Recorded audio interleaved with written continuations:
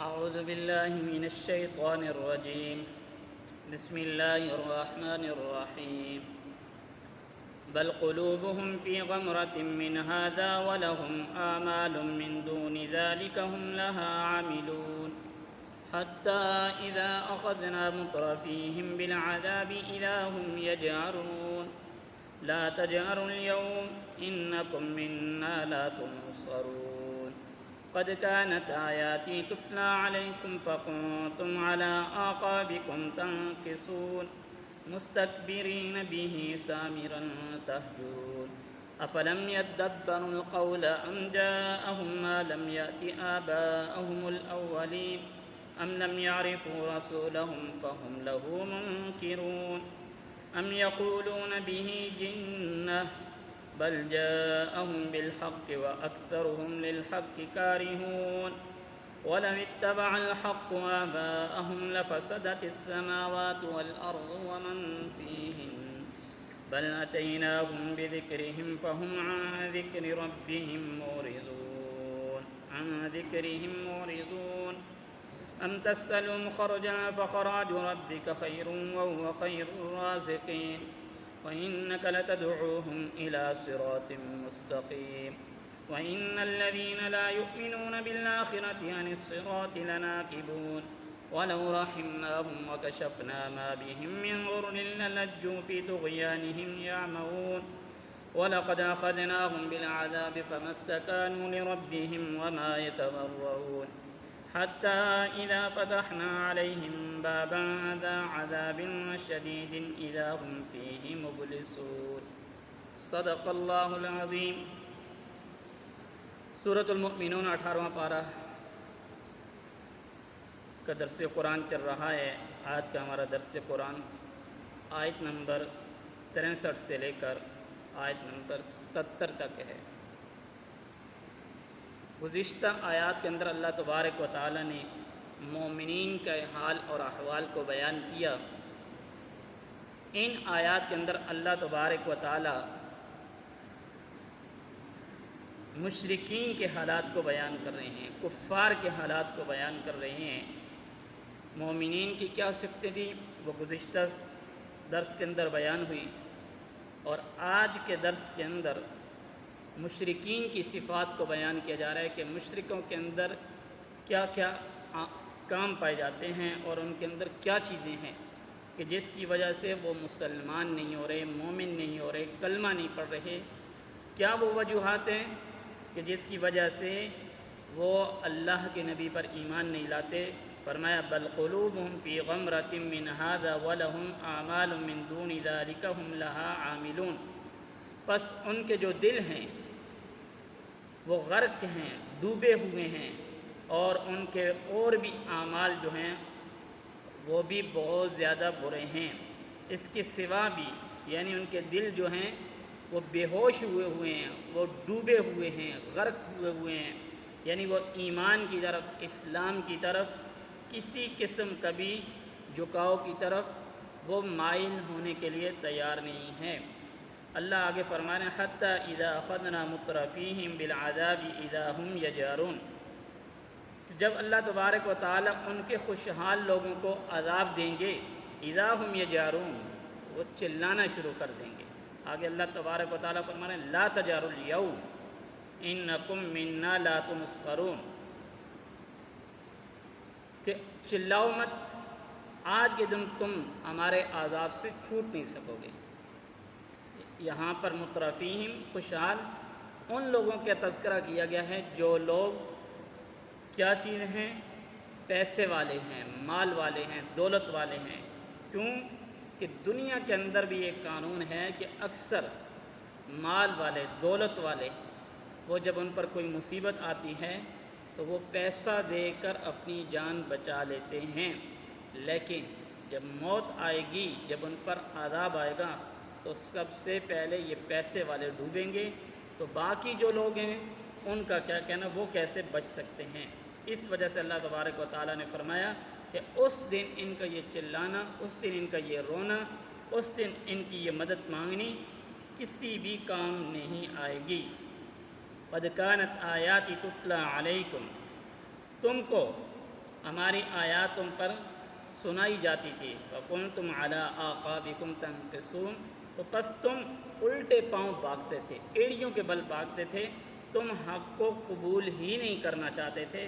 تمہارے سامنے ہمارے قرآن کی تلاوت ہوتی تھی، تم بیہودہ قسم کے الفاظ بکتے تھے، کہتے تھے یہ سحر ہے، یہ جادوگر ہے، یہ قرآن مجید قصے کہانیاں ہیں۔ دارالعمل کے اندر تم ایسے الفاظ استعمال کرتے تھے، جب آج تم پر عذاب دارالجزا آ گیا ہے، اب تمہیں ہمارے عذاب سے کوئی بھی کسی قسم کا کوئی بچانے کے لیے تیار نہیں ہوگا۔ مستکبرین بہ سامرا تہجرون، اور اس سے تکبر کر کے ایک قصہ گو کو چھوڑ کر چلے گئے تھے۔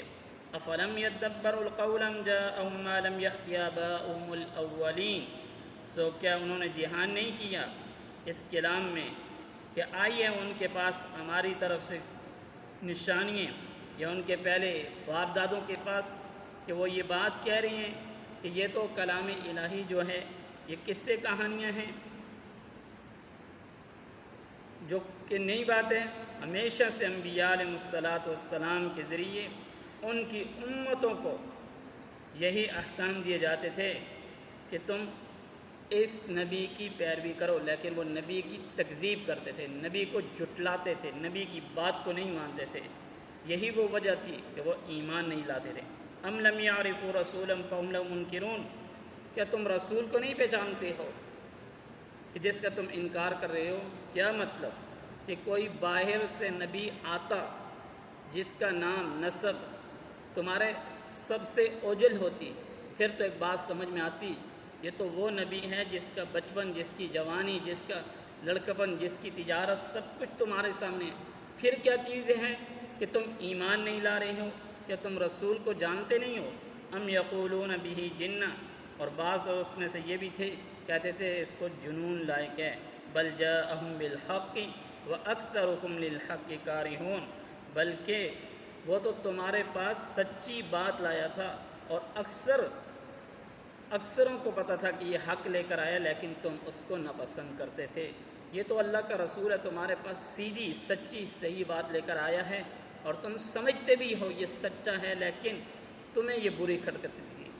وَلَوِ اتَّبَعَ الْحَقُّ أَهْوَاءَهُمْ لَفَسَدَتِ السَّمَاوَاتُ وَالْأَرْضُ وَمَنْ فِيهِنَّ، اگر تم اس سچے رب کے، اس صحیح رب کی اتباع کرتے اور اپنی خواہشات کو، وَلَوِ اتَّبَعَ الْحَقُّ أَهْوَاءَهُمْ، اگر سچے رب چلے ان کی خوشی پر، تو خراب ہو جائیں آسمان اور زمین جو کوئی ان میں ہے۔ بل اتیناہم بذکر فہم عن ذکرہم موردون، اور ہم نے کوئی نہیں ہے ہم نے پہنچائی ان کو نصیحت، سو اپنی نصیحت کو دھیان نہیں کرتے۔ یعنی اللہ تبارک و تعالیٰ کی طرف سے ان کو کیا آئی؟ نصیحت آئی کہ یہ حق ہے، تم آسمان اور زمین کے پیدا کرنے والے کے بارے میں غور اور فکر کرو، سب تباہ ہو جائیں گے۔ جیسے قیامت میں تمام انسانوں میں گمراہی عام ہو جانے کے سبب اللہ تعالیٰ کا غضب بھی سب پر عام ہوگا، اور غضب الہی ہونے سے سب کی ہلاکت بھی عام ہوگی۔ اور اول تو کسی امر کا حق ہونا مقتضی ہے، اس کے وجوب اور قبول کو نافع بھی نہ ہو، اور اس کا قبول نہ کرنا خود عیب ہے۔ مگر ان لوگوں میں صرف یہی ایک عیب نہیں ہے حق سے اقرار، بلکہ اس سے بڑھ کر دوسرا عیب یہ بھی ہے کہ وہ حق کا اتباع جو ان کو نفع کا سامان ہے اس سے دور بھاگتے ہیں، یعنی وہ حق کو قبول ہی نہیں کرتے ہیں، وہ حق سے بھاگتے ہیں، وہ آسمان اور زمین کے پیدا کرنے والے کی طرف آنا ہی نہیں چاہتے ہیں۔ ام تسألہم خرجا فخراج ربک خیر، یا تو ان سے مانگتے ہیں کچھ محصول، سو حصول تیرے رب کا بہتر ہے، وہو خیر الرازقین، اور وہ تو بہترین قسم کی روزی دینے والا ہے۔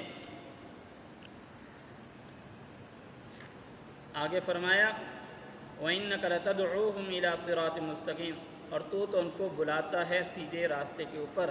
اللہ کے نبی کا یہ پیغام ہوتا ہے کہ وہ تو لوگوں کو سیدھے راستے کی طرف دعوت دیتا ہے۔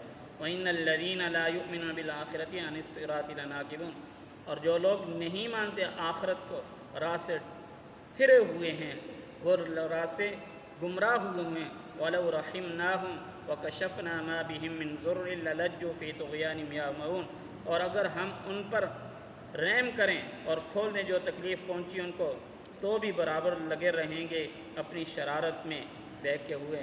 اگر ان کو جو تکلیفیں ہم نے دی ہیں، ان کو جو ہم نے عذاب دیا، اگر وہ ہم ختم بھی کر دیں تو وہ پھر بھی اپنی شرارت سے کبھی بھی باز نہیں آئیں گے، وہ اسی طریقے پر رہیں گے۔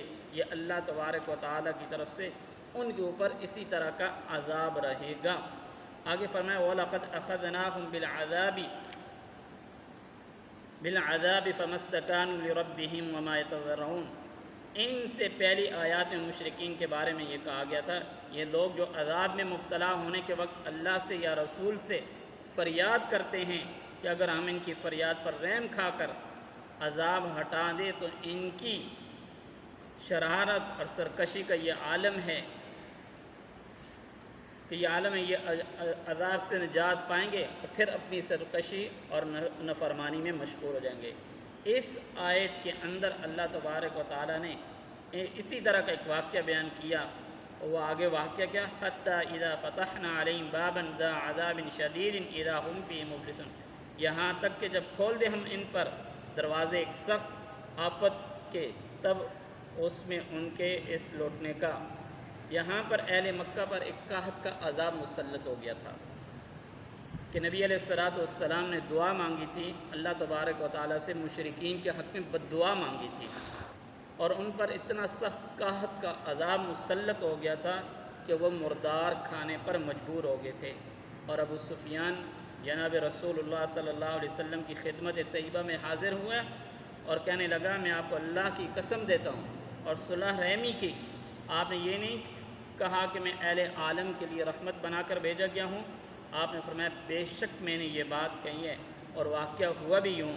تو ابو سفیان نے کہا کہ آپ نے اپنی قوم کے بڑے بڑے سرداروں کو تو بدر کے معرکے میں مروا دیا ہے، تو اب کیا آپ اپنی قوم کو بھوک، کاسالی، پیاس سے مروانا چاہتے ہیں؟ تو آپ اللہ سے دعا کیجئے کہ اللہ تبارک و تعالیٰ اس عذاب کو ختم فرمائے۔ تو اللہ تبارک و تعالیٰ کے آگے جناب رسول اللہ صلی اللہ علیہ وسلم نے دعا کی تو ان کے اوپر یہ قحط کا جو عذاب تھا یہ ختم ہو گیا ہے۔